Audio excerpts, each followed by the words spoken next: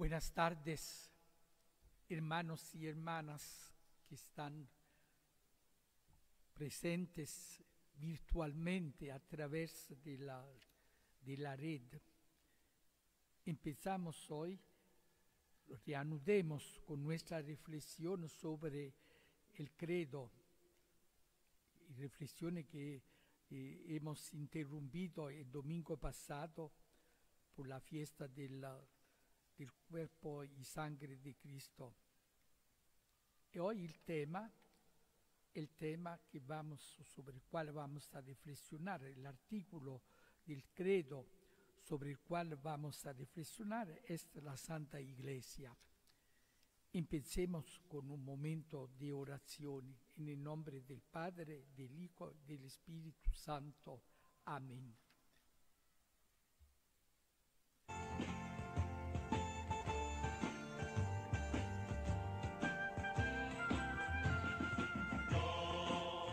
Yo no dejo la tierra, yo no olvido a los hombres, a ti he dejado la guerra, arriba están vuestros nombres.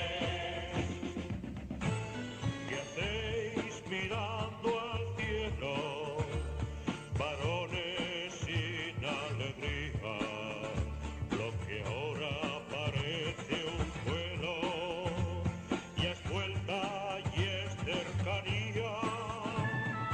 No, yo no dejo la tierra, no, yo no olvido a los hombres, aquí yo he dejado la guerra, arriba están vuestros nombres. El gozo es mi testigo, la paz mi presencia viva, que al irme se va conmigo la cautividad cautiva. No, yo no dejo la tierra, no, yo no olvido a los hombres, aquí yo he dejado la guerra, arriba están vuestros nombres. El cielo ha comenzado, vosotros sois mi cosecha, el Padre ya os ha sentado conmigo a su derecha. No, yo no dejo la tierra, no, yo no olvido a los hombres, aquí yo he dejado la guerra, arriba están vuestros nombres. Partid frente a la aurora, salvad a todo el que crea, vosotros marcáis mi hora, comienza vuestra tarea. No, yo no dejo la tierra, no, yo no olvido a los hombres, aquí yo he dejado la guerra, arriba están vuestros hombres.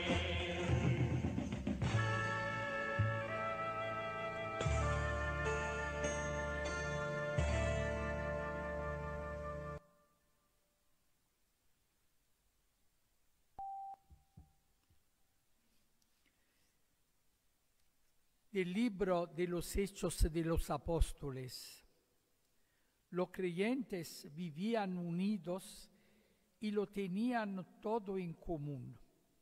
Vendían posesiones y bienes y lo repartían entre todos, según la necesidad de cada uno.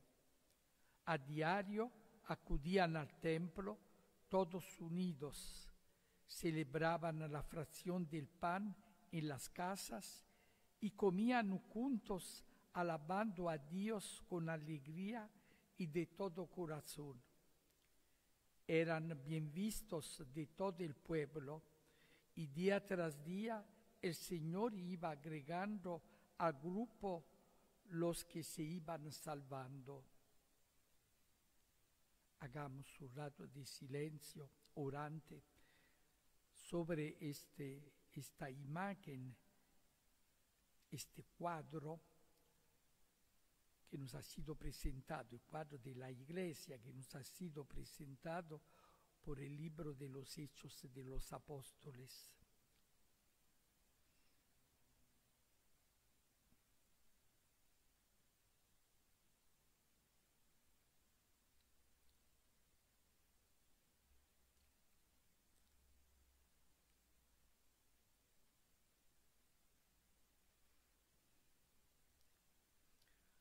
Oramos juntos. Señor, te damos gracias, te alabamos y te bendecimos, porque no solo te manifestaste en tu vida y en tu muerte, en tus palabras y en tus milagros, en los sufrimientos y en la gloria de tu resurrección, sino que te manifiestas cada día en el misterio de la Iglesia. En ella, Señor, vives, en ella difundes tu espíritu, en ella ofreces tu palabra, en ella curas, en ella alivias los sufrimientos de los hombres, en ella y por ella te diste un cuerpo visible que es luz de la historia, señal e instrumento de unidad para el género humano. Y nosotros, que de buen grado contemplamos tu vida y tu muerte, tu pasión y tu gloria, te suplicamos poder contemplar el misterio de tu cuerpo extendido en el tiempo y también poder contemplarlo como tu realidad. Señor, tú te entregas a nosotros como don a través de la Eucaristía y en ella nos construyes como cuerpo histórico en el tiempo. Haz que podamos contemplarlo en el misterio eucarístico y en el misterio pascual. Haz que podamos conocer las grandezas de la esperanza a la que nos llamas y que podamos servir en ese cuerpo tuyo, la Iglesia, que difunde tu esplendor en el tiempo, a la espera de la plenitud y la gloria. Amén. Creo en la Iglesia. Desde su origen hasta la realidad de la Iglesia que nosotros conocemos, se ha dado un amplio proceso. A lo largo de él, la Iglesia ha ido apareciendo en formas diferentes y a veces muy distantes significativamente. Si nosotros reflexionamos un poco del libro de los Hechos que hemos escuchado, era una pequeña comunidad que vivía, podemos decir, al margen de la comunidad judía. Participaban al templo, pero en las casas celebraban la Eucaristía. Y si ustedes se han fijado en el libro de los Hechos de los Apóstoles que acabamos de escuchar, cómo se repite continuamente esta palabra, unidos, juntos, unidos, juntos. Y en otro paso del libro de los Hechos se dice que la primera comunidad, todos los creyentes tenían un solo corazón, una sola alma. Esto era de esta pequeña comunidad hemos llegado a la realidad de hoy. Y es la misma Iglesia, es la misma que ha evolucionado, podemos decir, institucionalmente, pero el núcleo central es siempre lo mismo. La iglesia, cuerpo de Cristo. Esto es el misterio, el sacramento de la iglesia. A lo largo de él, la iglesia ha ido apareciendo en formas diferentes y a veces muy distantes significativamente. Desde la pequeña comunidad de creyentes en Jesús a la de una poderosa sociedad bien organizada y que llegaba a ejercer el control del poder civil. Esto de la historia, al comienzo, podemos decir, cuando no existían los estados en el sentido actual, la iglesia tenía un grande poder también político, poder civil. De hecho, eran los papas que coronaban los emperadores. Era así. Y si el papa excomulgaba un emperador, esto perdía todo poder. Esa era.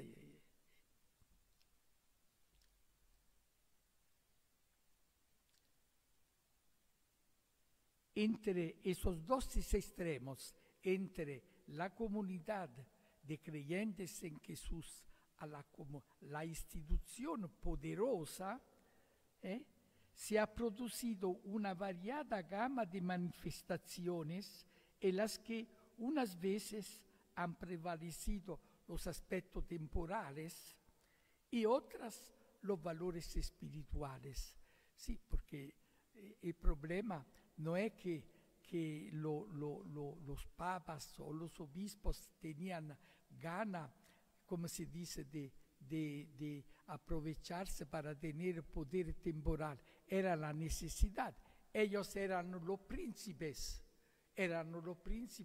y tenían bajo su poder, su autoridad, todo un pueblo, y naturalmente la autoridad está a servicio y ellos debían proteger su gente, debían buscar lo que necesitaba también desde el punto de vista, podemos decir, material de la gente. Piensen solo, durante la invasión de los hunes, estos bárbaros llegan a Roma, el Papa San León, para que no destruyeran la ciudad, ellos vestidos con los hábitos pontificales, seguidos con todos los cardinales, todos los otros que estaban allí, se ha encarado con él. Y dice la historia que esto bárbaro, esto jefe de los hunes, se ha quedado impactado por la presencia, no solo la autoridad de este personaje que ha dado vuelta y no ha más destruido Roma. Y dice en la historia que él ha visto en el cielo, la historia que dice esto, ha visto unos ángeles que con la espada estaban listos para combatir, entonces tuvo miedo. Dios interviene también a través el Papa del tiempo para salvar la ciudad. No sé si me explico. A tiempo de San Camilo, lo mismo, había la peste, esta epidemia. Los papas debían preocuparse también de la comida, del abastecimiento en víveres por toda la ciudad. Los hospitales, tuvieron que construir hospitales para las curas para los pobres. Esto, no solo esto, a través de órdenes religiosas, toda la Europa, podemos decir, ha sido civilizada y toda la cultura estaba en los monasterios, a través sobre todo San Benito con los benedictinos que han salvado la cultura y han enseñado también la agricultura, la ciencia, todo. Y a través de todos los demás los demás estudiosos de la iglesia que han iluminado los siglos pasados sobre, con su inteligencia, con sus escritos, con sus enseñamientos. Son cosas que muchas veces se habla del medioevo, la oscuridad del medioevo. No es verdad. Hay tantas luces también en el medioevo.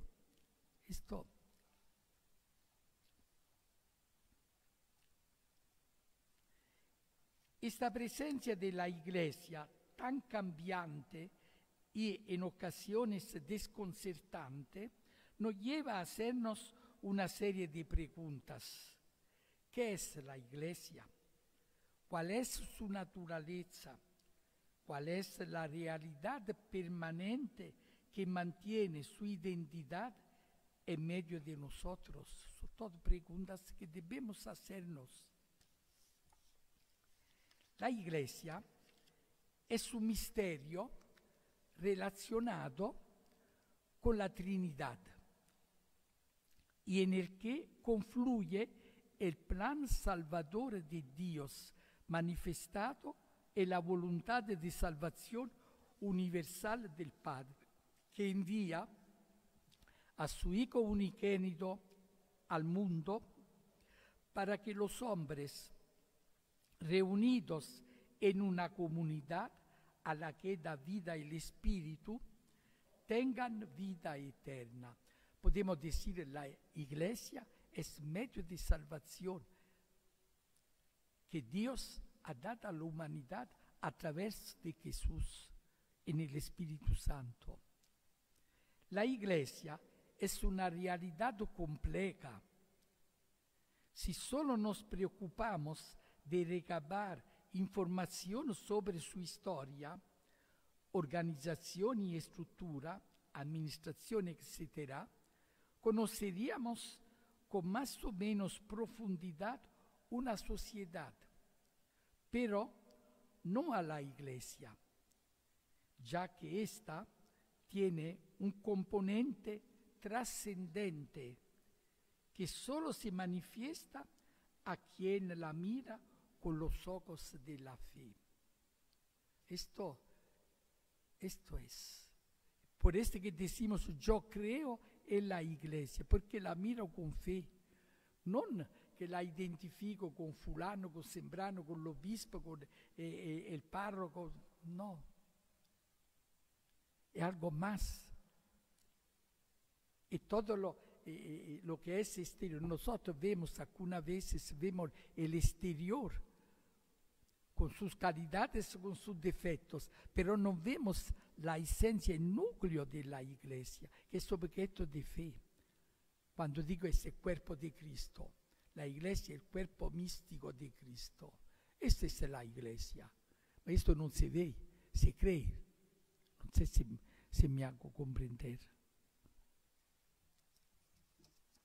Por detrás de sus errores históricos, su pobreza externa o las limitaciones de sus miembros, se encuentra el Espíritu Santo que llena y anima a la iglesia y la convierte en medio que presencializa y transmite la salvación de Dios a los hombres. La iglesia es madre de santos, es madre de santos y tiene los medios de santificación. Toda esta complejidad se expresa con términos como la iglesia, sacramento de salvación, o al hablar de la iglesia como misterio. Vamos a detenernos brevemente en el significado de estas palabras. El nombre de la iglesia, proviene del término arameo es kahal, y griego ecclesia, que significa asamblea convocata. cuando nosotros nos reunimos aquí el domingo, somos asamblea convocada, somos la iglesia. Y Jesús nos lo dijo, cuando 2 o 3 de ustedes están reunidos en mi nombre, yo estoy en medio de ustedes. Somos la iglesia porque Cristo está con nosotros. En el Antiguo Testamento se usaba este término eclesia para designar la comunidad del pueblo elegido, especialmente en el desierto. También Jesús usa este término para hablar de su comunidad mesiánica. La nueva asamblea convocada por la alianza en su sangre, alianza anunciada en el cenáculo.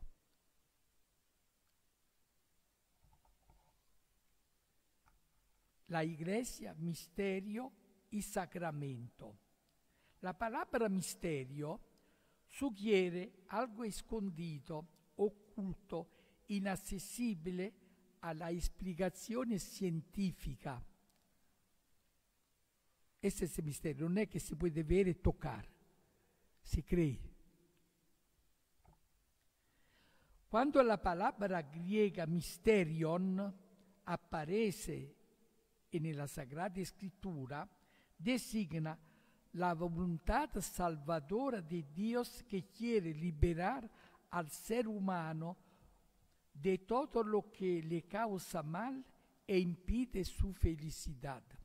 Eso es San Pablo que dice, este misterio escondido desde los siglos ha sido revelado ahora. Este deseo divino se lleva a cabo a través de un plan salvador que va progresando a lo largo de la historia hasta llegar a Cristo y que aguarda a partir de él su plena consumación. El plan salvador de Dios ha empezado podemos decir, con la creación, con la creación, y llega a través de Abraham, todas las otras alianzas, siempre he llegado hasta Cristo, y desde Cristo, podemos decir, ha llegado a su cumplimiento. Y que esta última alianza, la nueva alianza, y la última, la alianza eterna que Jesús, la nueva alianza que Jesús ha instituido con su sangre, esto hemos llegado, podemos decir, a top. Quando il termine griego mysterion si traduce al latino, se emplea la palabra sacramentum, de donde proviene sacramento. Por tanto, podemos afirmar que inicialmente sacramento y misterio eran palabras sinónimas. Pero con el paso del tiempo, estos términos ha ido desplazando su significado de forma que al hablar de misterio nos referimos concretamente al plan salvador de Dios, mientras que si empleamos sacramento, hablamos de las realidades que nos hacen presente el misterio, hacen presente el misterio, el plan de salvación. Así, al afirmar que Jesucristo es el sacramento primordial, se está afirmando que es la realidad que manifiesta de forma privilegiada y única la voluntad salvadora de Dios. Jesús es Él la salvación. Cristo es la salvación. E in Cristo si manifiesta concretamente, podemos decir visiblemente, palpablemente, el misterio, el designio salvador de Dios. Dios ha tanto amado al mundo hasta entregar a su propio Hijo, para que los que creen en Él tengan vida eterna. Esta es la salvación. Concluyamos resumiendo lo hasta aquí dicho por medio de dos definiciones. Misterio es el término que designa el plan por el que Dios quiere salvar a la humanidad. Dios quiere salvar a la humanidad. Este es el misterio. Sacramento es la realidad que manifiesta y hace presente la salvación de Dios entre los hombres a partir de Cristo y a través de los otros sacramentos que la Iglesia nos proporciona, nos da cuando nosotros nos acercamos. El bautismo con el cual nosotros entramos a ser parte de la Iglesia, entramos a ser parte de la familia de Dios. La confirmación que hace de nosotros cristianos perfectos, cristianos adultos, la Eucaristía con la cual nos nutrimos para aumento de gracia, con la cual nosotros nos nutrimos y recibimos la fuerza de Dios. Somos asimilados por Jesús, somos asimilados, estamos hechos parecidos a Él. La penitencia para el sacramento de la reconciliación, que repara la falla de nuestra debilidad humana, y la unción de los enfermos en matrimonio. Todo el sacramento, prácticamente todo lo que nosotros somos y vivimos es santificado a través de los sacramentos de la Iglesia, que es la realidad a través de la cual la salvación de Dios llega a nosotros. Y Cristo es la fuente de todos los sacramentos. Los padres de la Iglesia dicen que del corazón abierto de Cristo en la cruz ha salido la Iglesia con los sacramentos. La Iglesia, sacramento universal de salvación. El Concilio Vaticano II enseña que la Iglesia es en Jesucristo el sacramento, es decir, el signo y el instrumento de la salvación universal de los hombres. Y de hecho, por eso que se dice, fuera de la Iglesia no hay salvación.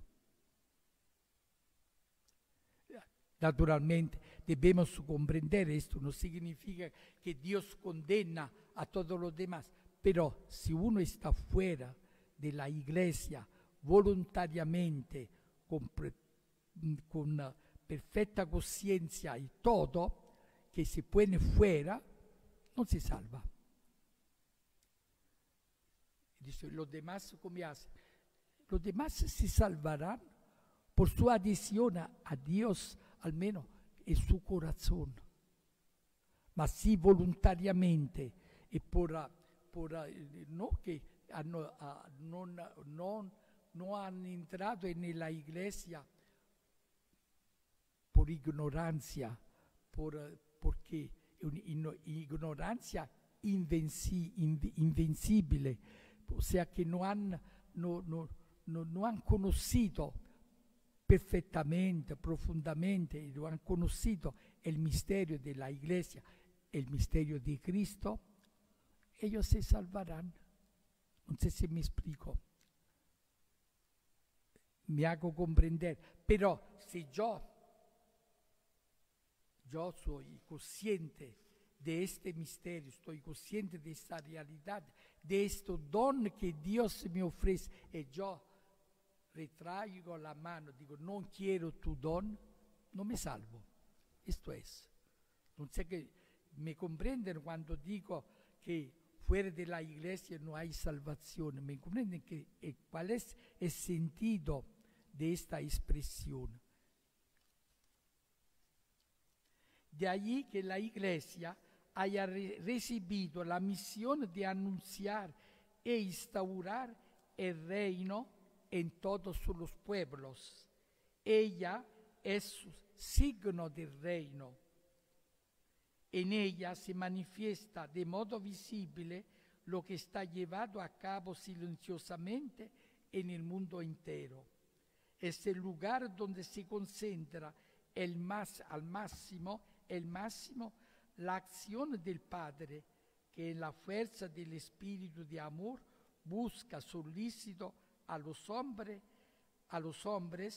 para compartir con ellos en gesto de indecible ternura su propia vida trinitaria. La Iglesia es también el instrumento que introduce el reino entre los hombres para impulsarlos hacia su meta definitiva. Esto es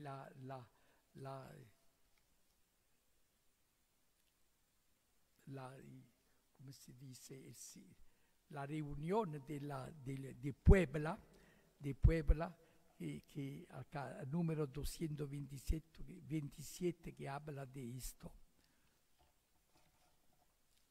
Esto significa que la Iglesia es fruto de la obra salvífica de Jesucristo y que su función, la función de la Iglesia, es manifestar y hacer presente la salvación de Dios a todos los hombres.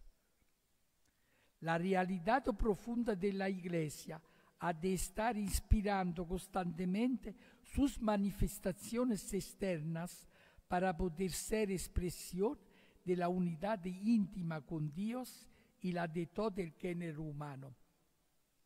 El acontecimiento de la salvación se trata de vivir en la Iglesia a través de la comunión de vida, la oración, el compartir los bienes, la escucha constante de la palabra y la celebración de los sacramentos, especialmente la Eucaristía. Por esto, la Iglesia es consciente de que su visibilización, es decir, sus estructuras, su organización, la forma de administrarse, la manera de hacerse presente en la sociedad de su tiempo, no debe enturbiar el contenido que trata de transmitir, haciendo propias las palabras del apóstol Pablo.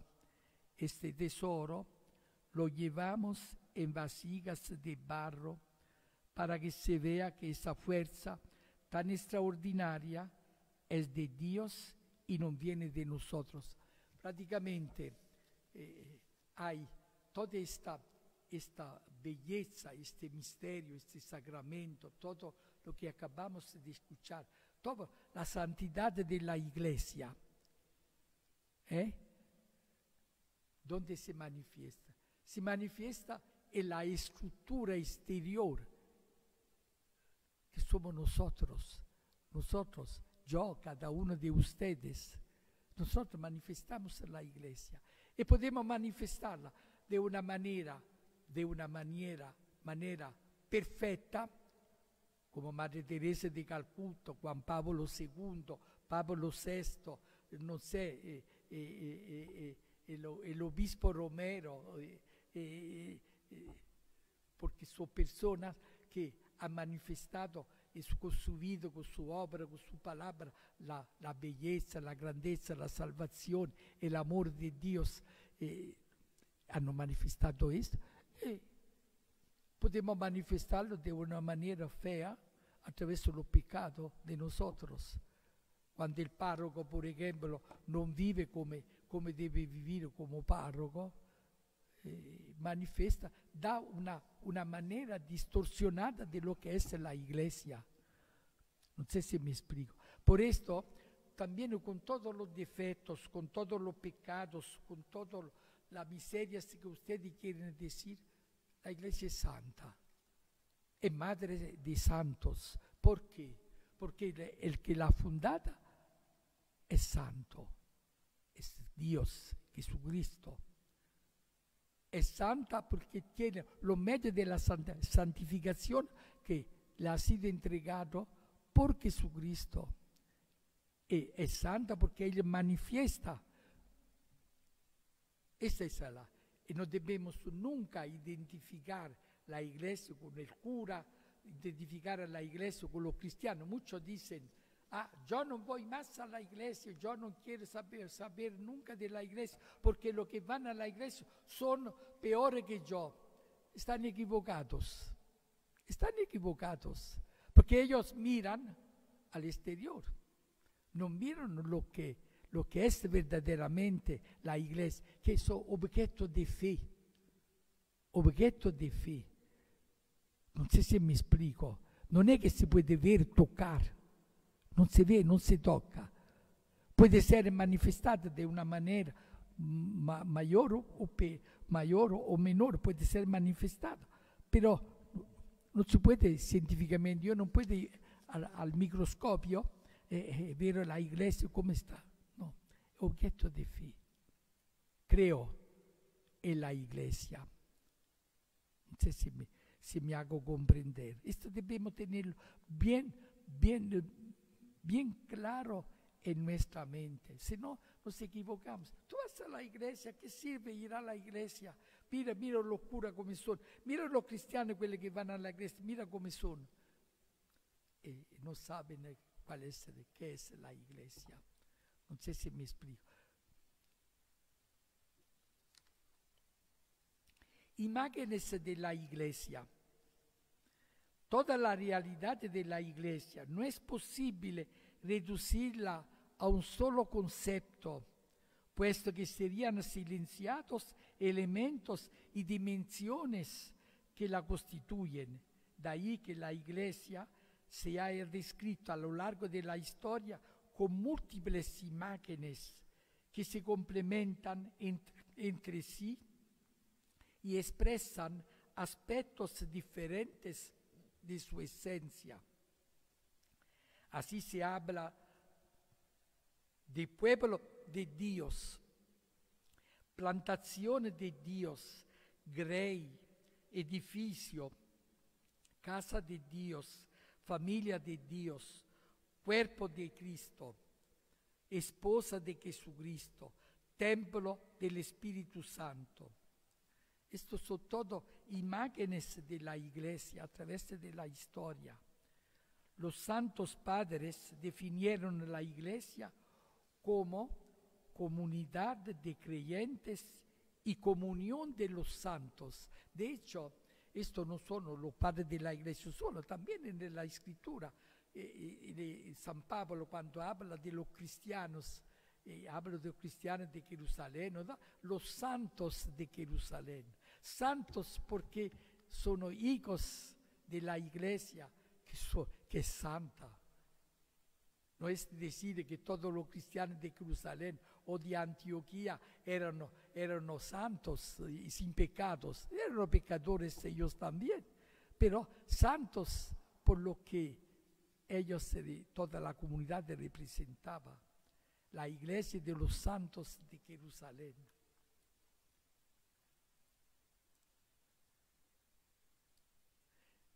Los padres dicen comunidad de creyentes y comunión de los santos, es decir, de los santificados por los sacramentos. Santificados por los sacramentos. Fijémonos ahora en las tres imágenes que San Pablo empleó para describir la iglesia y que ya conocemos por la unidad que hemos aprendido antes. Pueblo de Dios, cuerpo de Cristo, templo del Espíritu Santo. La iglesia es el pueblo de Dios de la nueva alianza. La iglesia es el pueblo que Dios elige y llama entre los pueblos, con el que establece una alianza, pueblo de su propiedad, como Dios había llamado a Israel para ser su pueblo, llama por Jesucristo a la iglesia a ser su pueblo. Un pueblo abierto a todos los hombres y mujeres, sin importar la raza, la nación o clase social a la que pertenezcan. La iglesia es abierta a todos. Al que se nace en esta iglesia, se nace por la fe y el bautismo. que se reúne esta iglesia, lo que hacemos nosotros, para escuchar la palabra de Dios y darle gracias por sus obras de salvación. Lo que hacemos cada domingo. Nos reunimos para escuchar la palabra de Dios y darle gracias a través de la Eucaristía, que es la acción de gracias por excelencia. Este pueblo enviado al mundo para dar testimonio del Evangelio con obras y palabras. Esta es la iglesia. Somos nosotros.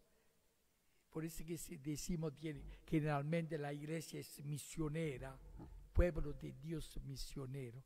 Porque si verdaderamente creemos que lo que tenemos, el tesoro que tenemos, la fe, la Eucaristía, el amor de Dios, no podemos tenerlo por nosotros, debemos compartirlo con los demás,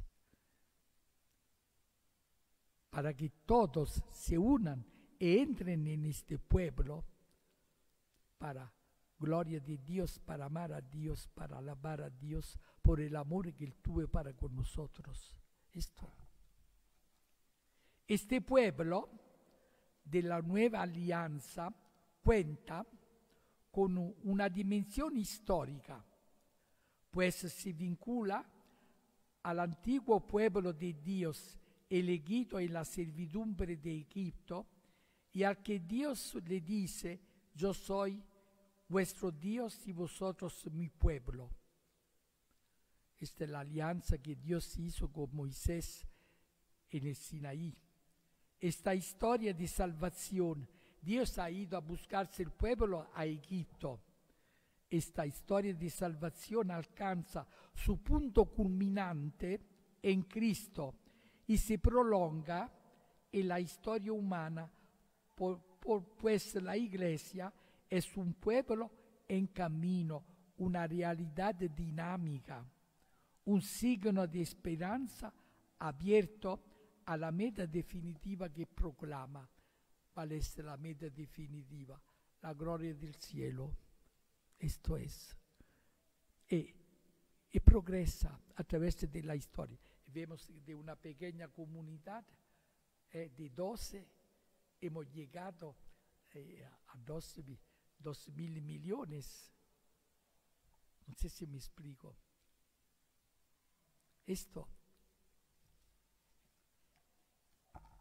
La dimensión comunitaria, ya que como pueblo es una comunidad de personas en la que todos participan de la misma dignidad y donde se tiene conciencia de la igualdad fundamental de todos los hombres, de todos sus miembros. En la iglesia somos todos iguales. No es que yo tenga autoridad más, ¿no? Yo como miembro de la iglesia soy igual a todos. El Papa es igual a todos. Sí, tiene el mando pero es un hombre como los demás, es un cristiano como los demás. Antes de ser sacerdote, soy cristiano y soy miembro de la iglesia. Y si hay una autoridad, esta autoridad es como la autoridad de Cristo, debe ser, es servicio, es servicio. Esta es la autoridad, la grandeza en la iglesia, es servicio. ¿Quién quiere ser grande, que se haga el último? Quiere mandar, que se haga el servidor. Esto no lo digo yo, lo ha dicho Cristo. Una dimensión ministerial, ya que la común pertenencia, cuando decimos ministerio, ministro, ahora ministro viene del latino, ministrare, que significa servir. Malaventuradamente, en nuestro idioma, ministro significa uno que se deja servir. No sé si me explico. Se ha dado vuelta la cosa. Pero ministro, ministrare, essere servizio. La dimensione ministeriale, già che la comune pertenencia si vive in una diversità di funzioni che si orientano a servizio. E la Iglesia, come in un cuerpo hay tantos miembros y tanta función. El ojo, hay la lengua, hay el oído, hay el odorado, se dice odorado, olfato, ¿no? ¿Cómo se dice? Odorado, olfato, hay el olfato, hay los pies, hay las manos, hay el corazón, todos, pero todo ¿qué hacen? Nadie se sirve a sí mismo. Todos sirven a la comunidad, al cuerpo. No sé si me explico. Esto en la iglesia es lo mismo. Hay los catequistas, hay los fieles, hay los curas, hay el papa, hay los obispos, hay el cardenal, hay todo lo que ustedes quieren. Pero todos sirven, no a sí mismos, sirven a la comunidad. Sirven para que la comunidad viva, para que la comunidad progrese. Una dimensione salvifica nel sentito di salvazione plena, definitiva, escatologica, che rivela il Nuovo Testamento e che assume la esperienza di salvazione che tu e Israele a essere liberato dalla schiavitù. De aquí sigue que la misión que tiene la Iglesia a favor de la liberación de la opresión y de la injusticia, expresando así la salvación integral que anuncia. Y yo quisiera decir, muchas veces la Iglesia encuentra muchos obstáculos. ¿Por qué encuentra obstáculos? Es proprio por esta dimensión salvífica. Donde hay injusticia, la Iglesia está allá para decir no. No se puede aceptar la injusticia. Para decir, donde hay la opresión, la Iglesia dice no. Y actualmente todavía hay una persecución que se ha desencadenado en el mundo entero, con nuestro medio de comunicación, todos tienen algo, están atados al sistema y no propagandan toda la persecución que se hace contra la Iglesia. ¿Por qué? El aborto, la eutanasia. Ahora vemos el último matrimonio igualitario acá en Chile. En otro país también es así. ¿Por qué? ¿Por qué? Porque la Iglesia dice que la persona tiene valor no por lo que hace, no por la billetera, sino por lo que es. Un ser humano, persona, hijo de Dios, que está a la punta de la pirámide de los valores. Y la persona nunca puede ser instrumentada, nunca puede ser usada. Todo está a servicio de la persona. No sé si me explico. Y esta es la punta de la pirámide humana, por encima de esta punta que pasa hay Dios. No sé si me explico. Dios, persona y poi todo el resto. Los animales y todo el resto. Actualmente, ¿qué encontramos? Que si uno mata a un niño, es derecho humano. Si uno mata a un perro, está por la cárcel, condenado. Estamos en esto. Y la Iglesia dice no. Entonces, la persecución. Tomamos la Iglesia, así no tenemos nada que nos hace recordar que, cuidado, es una persona, es un ser humano, un hijo de Dios no se puede hacer lo que tú quieres con el Hijo de Dios. No sé si me explico. Esto es lo que debemos comprender nosotros. Y deberíamos ser orgullosos de pertenecer a la iglesia y no solo, orgullosos y no dar vergüenza a nuestra madre, la iglesia, con nuestra mala conducta. No sé si me explico. Una dimensión cultural como pueblo sacerdotal, que es a rendir culto a Dios en espíritu y en verdad.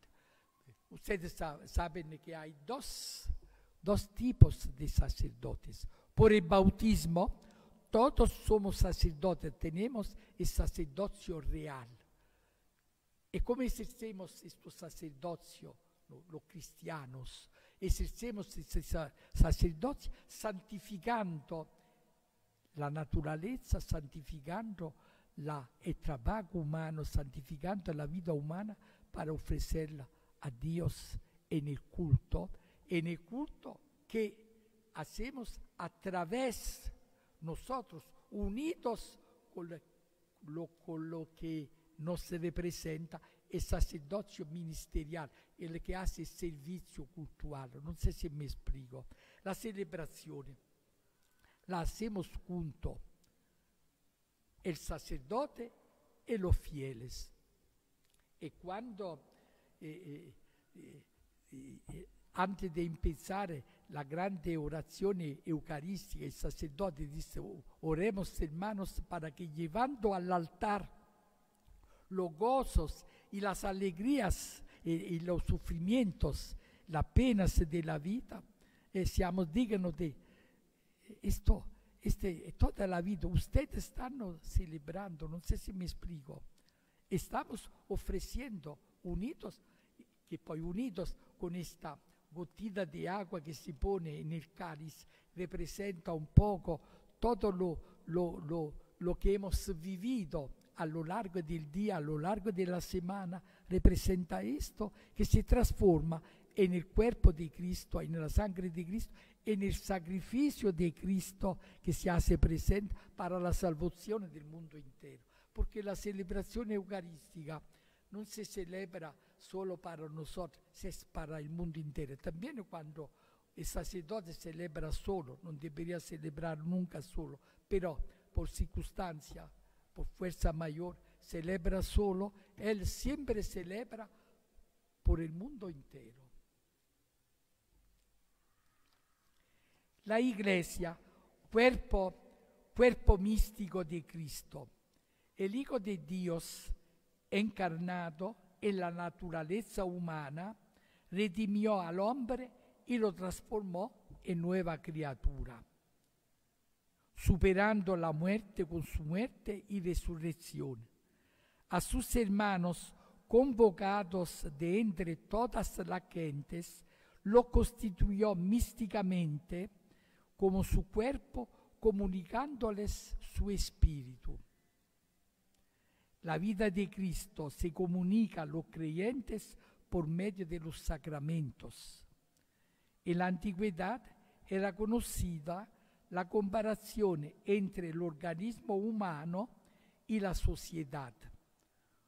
Como un miembro no puede subsistir separado del cuerpo, así un individuo no puede permanecer aislado de la sociedad.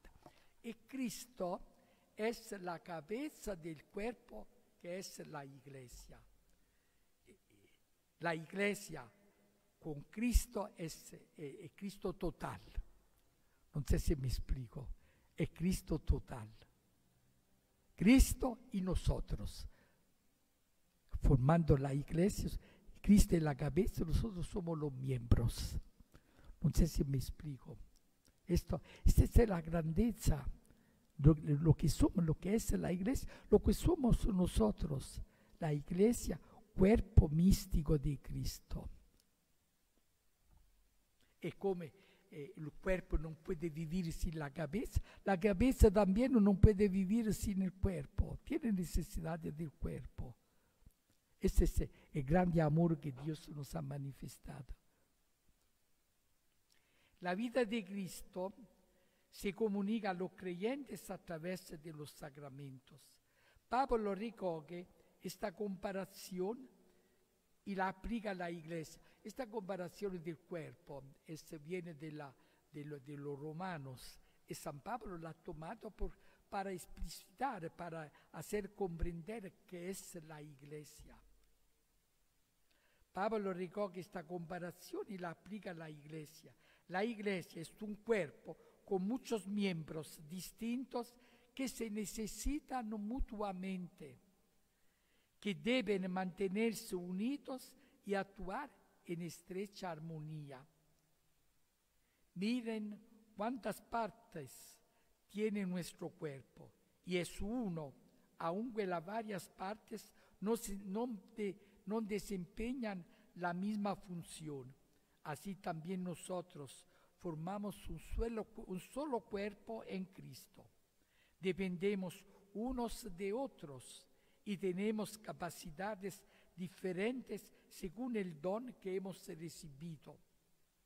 Si eres profeta, transmite las luces que te son entregadas. Si eres diácono, cumple tu misión. Si eres maestro, enseña. Si eres predicador, sé capaz de animar a los demás. Si te corresponde la asistencia, da con la mano abierta. Si eres dirigente, actúa con dedicación. Si ayudas a los que sufren, muéstrate sonriente. Que el amor sea sincero. Aborrezcan el mal y procuren todo lo bueno, compartiendo sufrimientos y honores. Si un miembro sufre, todos sufren con él. Y si un miembro recibe honores, todos se alegran con él, y protegiendo a los más débiles y pobres. Esta es la experiencia que tenemos, malaventuradamente nosotros no reflexionamos. Si yo tengo algo, me he pinchado el pie con un dedo, con una aguja o con un alfiler, io sto male todo el cuerpo. Non so se mi spiego. Lo siento, dico, ma il piede solo. No, il piede hace parte del cuerpo. E io non dico tengo il piede che mi hace male, dico sto mal. Non so se mi spiego. Non so, guarda, mi hago comprender. Se io tengo un resfrío, è tutto il cuerpo che risiente del resfrío.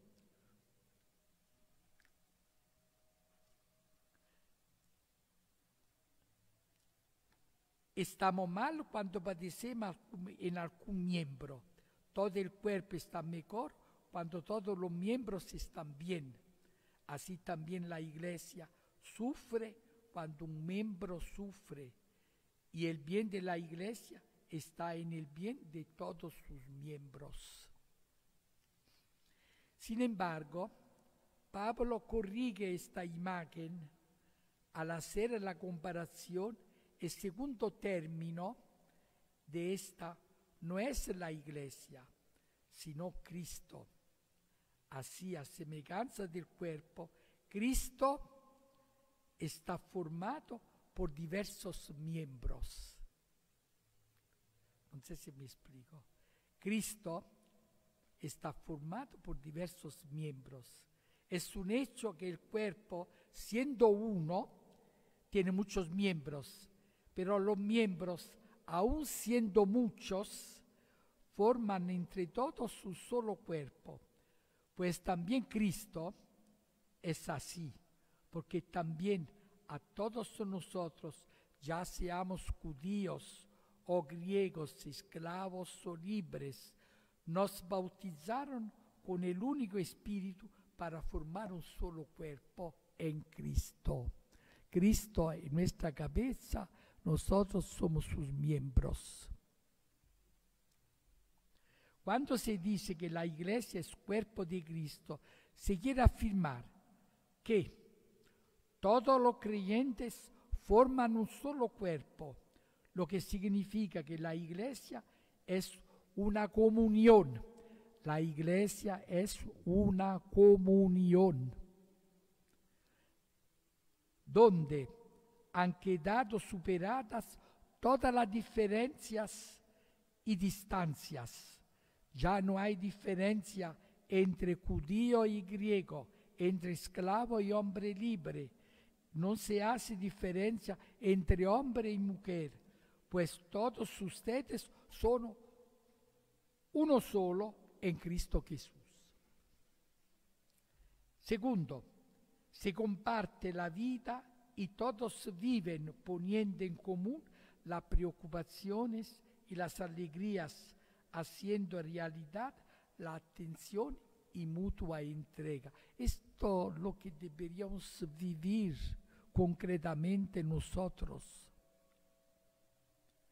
Cuando esto es el mal testimonio que nosotros damos cuando no hay esta comunión entre nosotros que nos decimos creyentes.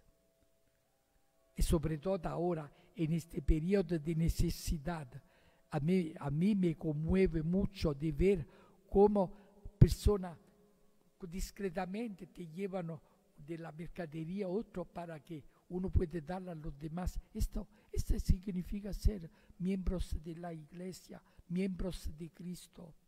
Esto. Jesucristo, como cabeza del cuerpo de la iglesia, imagen del Dios invisible, distribuye su vida divina a todos sus miembros, capacitándoles para que sean presencia actual de su amor en el mundo. La iglesia está sometida a los criterios, escala de valores y la palabra exigente de Jesucristo, su cabeza, en quien reside la plenitud. Y Él es, Jesucristo, es la cabeza del cuerpo, es decir, de la iglesia. Cristo es cabeza del cuerpo, que es la iglesia. El que resucitó primero de entre los muertos para que estuviera en el primer lugar en todo. Él mantiene la unidad del cuerpo entero por un conjunto de nervios y ligamentos y le da firmeza haciéndolo crecer según Dios. Es la gracia, es el Espíritu Santo, el Espíritu de Cristo que hemos recibido en nuestro bautismo y que es el alma de la iglesia. Y Cristo es alma de nuestra alma y alma de la iglesia. Un cuerpo necesita del alma para ser un cuerpo vivo. Nosotros tenemos un solo espíritu que distribuye sus variados dones para el bien de la iglesia según su riqueza y la diversidad de los ministerios. Este es el sentido de esta imagen bíblica para que entendamos un poco lo que es la iglesia. En realidad, todos los cristianos en la iglesia fundada por Cristo formamos con él lo que San Agustín llamaba el Cristo total, cabeza y miembros. Entonces, de allí vemos cómo estamos equivocados cuando identificamos la iglesia con el cura, o la iglesia con el papa, o la iglesia con fulano, con sembrano, o la iglesia con un grupo de cristianos que no viven con coherencia su fe. Estamos equivocados. La iglesia no es eso. La iglesia es Cristo, cabeza y cuerpo. La iglesia es Cristo. Nosotros somos solo miembros, pecadores, débiles, heridos de este cuerpo. Pero no podemos identificar con todo el cuerpo. Y cuando nos separamos de este cuerpo, morimos. Si yo me corto una mano, no pasa más la sangre, está muerta, se sepulta. Si el cuerpo sufre por esta esto de separar, pero sufre.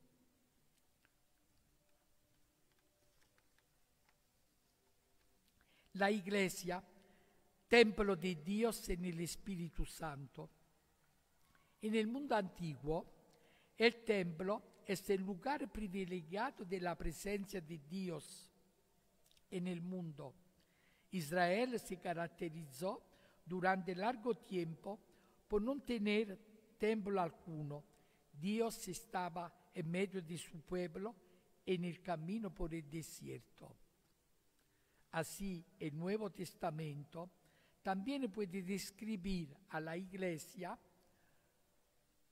o, en su caso, a la comunidad concreta como templo, lugar de la presencia de Dios y de Jesucristo. Porque donde 2 o 3 están reunidos en mi nombre, allí estoy yo en medio de ellos. El edificio, que es la Iglesia, está constituido por piedras vivas, que somos cada uno de nosotros. Cada uno de nosotros somos piedras vivas de este templo inmenso que es la Iglesia, cuerpo de Cristo. Y la piedra angular de este templo es Cristo. Dios se hace presente en ella por el Espíritu. ¿Habéis olvidado que sois templo de Dios y que el Espíritu de Dios habita en vosotros? Este Espíritu le da vida a la Iglesia, la renueva, la rejuvenece y fecunda, la mantiene misionera y la hace santa. Es el mismo Espíritu quien derrama sus diferentes dones sobre ella para enriquecerla, haciéndola el lugar de la presencia activa de Dios en el mundo. Y cuando uno se opone, o sea, toda esta persecución a la Iglesia, es persecución a Dios. Porque la Iglesia manifiesta a Dios solo con su presencia. Y también los cristianos coherentes molestan. No sé qué, donde he leído hace poco tiempo, creo que sea Papa Benedicto, que dice que cuando todos te dicen bravo, te aplauden, pregúntate qué estás haciendo de malo. È interessante, non abbiamo nunca quanto todo. E devo decir la verdad, yo tengo miedo, muchas veces tengo miedo, porque significa que no estamos transmitiendo a Cristo, estamos transmitiendo a nosotros mismos. Esto es el problema grave. Otras imágenes de la Iglesia, tomadas de la Biblia, que nos hacen entender un poco lo que es la Iglesia. Un redil. Así la Iglesia es un redil, cuya única y obligada puerta es Cristo. Yo soy la puerta. Yo soy la puerta. Es también una grey de la que el mismo Dios se profetizó pastor, y cuyas ovejas, aunque conducidas ciertamente por pastores humanos, son no obstante guiadas y alimentadas por el mismo Cristo, buen pastor y príncipe de pastores, que dio su vida por las ovejas. Yo soy el buen pastor, yo soy el pastor bello, que da la vida por sus ovejas. Un'altra imagen es campo cultivado. La Iglesia es campo cultivado. El agricultor celestial la plantó como viña escogida. La verdadera vid es Cristo, que comunica vida y fecundidad a los sarmientos que somos nosotros, que permanecemos en Él por medio de la Iglesia, y sin Él nada podemos hacer. Sin Cristo nada podemos, sin mí ustedes no pueden hacer nada. Edificación de Dios. A veces también la Iglesia es designada como edificación de Dios. El mismo Señor se comparó a la piedra que rechazaron los albañiles, los constructores, pero que fue puesta como piedra angular. ¿Saben qué es la piedra angular? Es prácticamente la piedra que sostiene todo el edificio. Si yo saco esta piedra, todo se derrumba. Hay algunas veces en las construcciones, hay lugares que son donde verdaderamente se apoya el edificio. Y si uno saca este sostegno, todo se derrumba.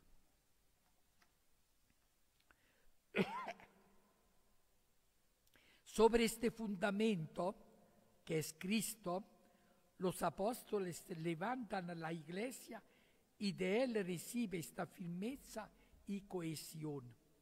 Esta edificación recibe diversos nombres: casa de Dios, habitación de Dios en el Espíritu, tienda de Dios entre los hombres y todo, sobre todo, templo santo. Nos paramos aquí. Puede ser es necesario que estos conceptos, estas reflexiones que hemos hecho, que nosotros podamos rumiarlas para comprenderlas siempre más, para hacerlo nuestra, y que nos ayudarán primero a tomar conciencia de nuestra dignidad, de lo que somos y de la gracia de Dios. Y también que tomamos conciencia de la responsabilidad que tenemos de no dar vergüenza a nuestra madre, que es la iglesia, el cuerpo de Cristo, y no dar vergüenza a Cristo a través de nuestra mala conducta. Y también para tomar conciencia de la necesidad de que tenemos también de dar gracias a Dios por este gran don que Él nos ha hecho de quedarse en medio de nosotros a través de la Iglesia. Gloria al Padre, y al Hijo, y al Espíritu Santo, como era en el principio, ahora y siempre, por los siglos de los siglos. Amén. Le agradezco su atención. Nos vemos, si Dios quiere, la semana próxima, domingo próximo, a la misma hora, para continuar la segunda parte del Creo en la Iglesia. Buenas tardes y buena semana.